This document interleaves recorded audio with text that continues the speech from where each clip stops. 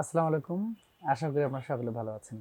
আজকের একটা ভিডিওটা হচ্ছে যে অনেকেই আছেন ওয়েব ডিজাইন করেন, ওয়েব ডেভেলপমেন্ট করেন। তারা অনেকেই কমেন্ট করেছেন যে যারা আমরা আসলে ওয়েব ডিজাইন, ওয়েব ডেভেলপমেন্ট এই ধরনের কাজগুলো করি, তারা কি ধরনের কম্পোনেন্ট দিয়ে এখন পিসি বিল্ড করতে পারে, অথবা সামনেও আরো কিছুদিন যেন আমাকে আপডেট করার প্রয়োজন না হয়, এই পিসিটা দিয়ে যেন সবকিছু হয়ে যায়। তো আমার মনে হয় তাদের জন্য এই ভিডিওটা খুবই উপকারী। অর্থাৎ যদি আপনি একজন বিগিনার ওয়েব ডেভেলপার হন, ওয়েব ডিজাইনার হন, বিভিন্ন ধরনের কোডিং এর কাজগুলো করে থাকেন, তাহলে এই ধরনের কম্পোনেন্ট দিয়ে যদি আপনি পিসি নেন, তাহলে আমার মনে হয় যে আপনার একটা সঠিক ডিসিশন হয়ে যাবে। তো আপনি আজকে বলতে পারেন যে আজকের এই পিসিটা actually web development PC build guide. তো বন্ধুরা, আসলে ওয়েব ডেভেলপমেন্ট যে কাজগুলো মূলত করি ওয়েব ডেভেলপমেন্টের ক্ষেত্রে, সেটা হচ্ছে হয়তো বেশিরভাগ কোডিং টাইপের কাজগুলো হয়। এরপর যারা একটু ডিজাইন কাজগুলো করে, তারা হয়তো দেখা যায় যে কিছু টেমপ্লেটের জন্য টুকটাক গ্রাফিক্স ডিজাইনের কাজগুলো প্রয়োজন হয়। তো আসলে এই জন্য একটা স্ট্যান্ডার্ড মানের পিসি হলে কিন্তু হয়ে যায়। নর্মালি আমরা ধরেন হলো শুধু কোডিং এর জন্য যে খুব আহামরি সেই কোয়ালিটির সেই হেভি ওয়েট পিসি লাগবে, ব্যাপারটা কিন্তু এরকম না। এই ক্ষেত্রে আপনি খুব অল্প বাজেটেই ভালো ভালো পিসি বিল্ড করতে পারবেন, যে পিসিগুলো দিয়ে আপনি সব ধরনের কোডিং এর কাজগুলো করতে পারেন। আমরা ধরেন কোডিং এর ক্ষেত্রে হয়তো বেশিরভাগ ব্যবহার করে অনেকে brackets, notepad plus plus, atom, অথবা মানে সাবটাইটেল, বিভিন্ন ধরনের যে কোডিং সফটওয়্যারগুলো আছে, এই সফটওয়্যারগুলো চালানোর জন্য খুব ভারী কোনো মানে হেভি কোয়ালিটির পিসির প্রয়োজন হবে না। বর্তমানে আমি যদি বলি, এখন হচ্ছে ধরেন চলছে 13 জেন, 14 জেন ইন্টেলের ক্ষেত্রে, অথবা 12 জেনারেশনের i3 i5, এই প্রসেসরগুলো দিয়ে যদি আপনি পিসি বিল্ড করেন, আমার মনে হয় যে এনাফ।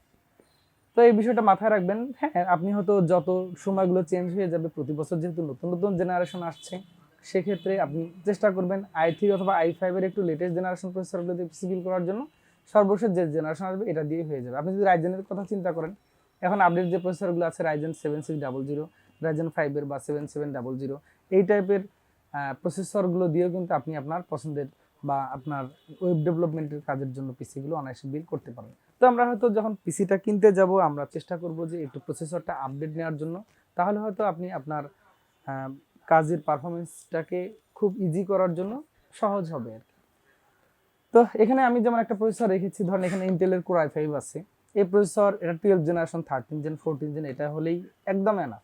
অর্থাৎ আপনার কোড এডিটরগুলো যা যা আছে, যত কোম্পানির কোড এডিটরগুলো আছে, আমার মনে হয় যে এটা দিয়ে যদি আপনি ব্যবহার করেন, তাহলে এটা দিয়ে এনাফ যে আপনি সুন্দরভাবেই রিল্যাক্সে আপনার কোডিংয়ের কাজগুলো করতে পারেন। এই যেমন হচ্ছে 12 জেনারেশন, আপনি হয়তো যখন একটা প্রসেসর কিনবেন, একটু খেয়াল রাখলেন যে আমার প্রসেসরটার ক্লক স্পিডটা কত, এটার কোর থ্রেড কত, এটা কোন জেনারেশন, এটাতে কোন ধরনের র্যামগুলো সাপোর্ট করে, এটা দেখে আপনি প্রসেসরটা ডিসাইড করে ফেলবেন। আমি আজকে এখানে একটা ডিসাইড করেছি কোর i5 12 জেনারেশন, 6 কোর 12 থ্রেডের প্রসেসর। এর ইনবিল্ড যে আইজিপিইউ আছে, এটাই যথেষ্ট।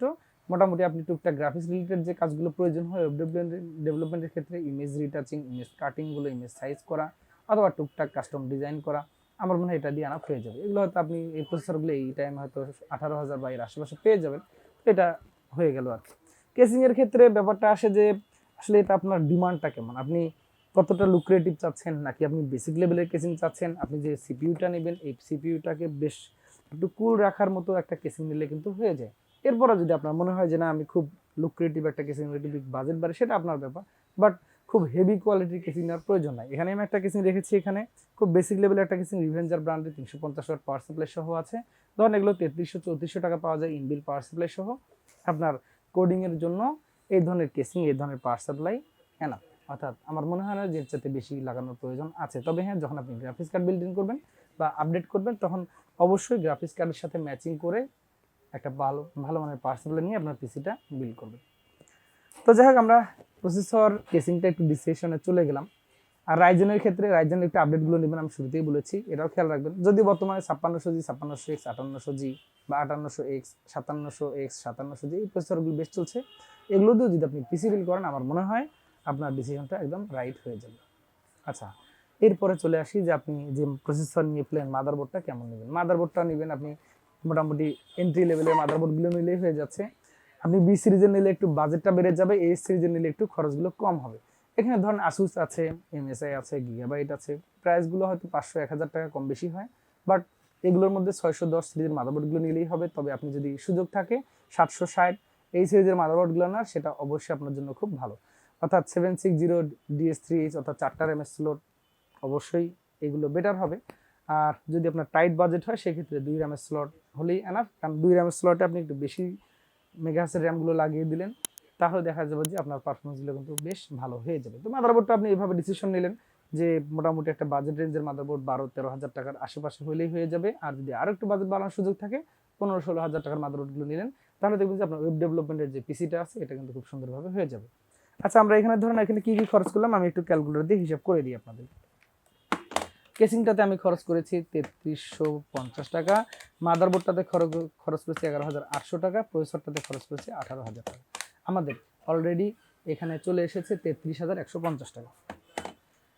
এরপর আপনি আর কোথায় খরচ করবেন? এরপর আপনার একটা মোস্ট ইম্পর্টেন্ট পার্ট হচ্ছে এসএসডি।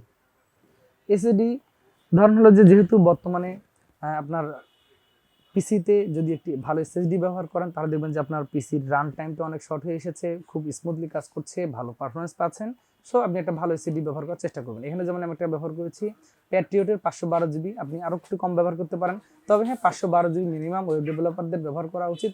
কারণ হলো যে এখানে যে স্টোরেজগুলো থাকবে, যদিও আপনার কোডিংয়ের খুব বেশি স্টোরেজ হয় না, তারপরে এটা থাকবে। তারপরে আপনার আরও যদি স্টোরেজ প্রয়োজন হয়, আপনি একটা নিলেন, মানে একটা হার্ড ডিস্ক নিয়ে নিলেন বড় সড়ো চাইতে ভালো মান, সেখানেও কিছু ডাটা রেখে দিলেন।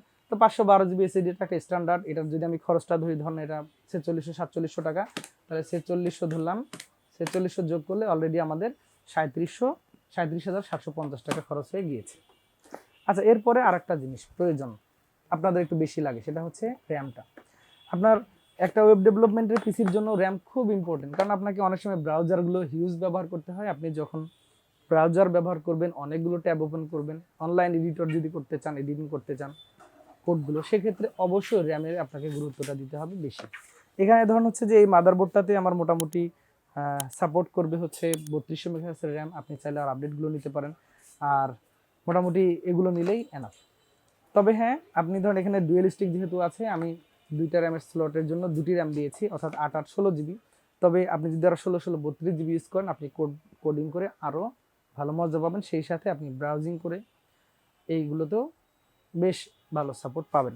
এখানে ধরুন হলো যে দুটি র্যাম ধরেছে, এটাতে 2400 টাকার মতো করে, 24 4800 টাকা, আমি 4800 টাকা যোগ দিয়ে দিলাম, কত আসে 42,500 টাকা।